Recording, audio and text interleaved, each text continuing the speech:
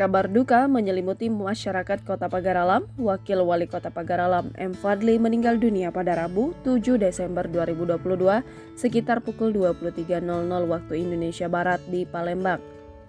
Orang nomor 2 di Pagar Alam ini dikabarkan meninggal usai bermain bulu tangkis di salah satu lapangan bulu tangkis di Kota Pagar Alam. Saat sedang bermain bulu tangkis, beliau merasakan sakit di bagian dada dan sempat tak sadarkan diri.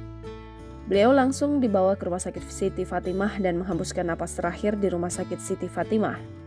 M. Fadli ini meninggalkan seorang istri dan 4 orang putra dan putri.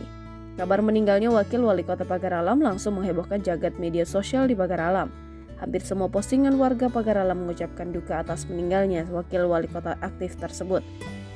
Saat dilantik menjadi Wakil Wali Kota Pagar Alam pada 18 September 2018 lalu, almarhum merupakan salah satu Wakil Wali Kota termuda di Indonesia saat itu dengan usia masih 33 tahun.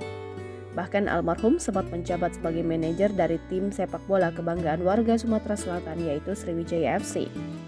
Tidak hanya itu, saat ini M. Fadli juga menjabat sebagai Ketua DPD Partai Nasdem Kota Pagar Alam.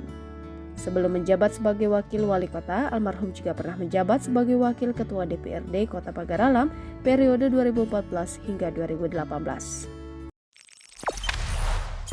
Jangan lupa subscribe, share, komen, dan like ya!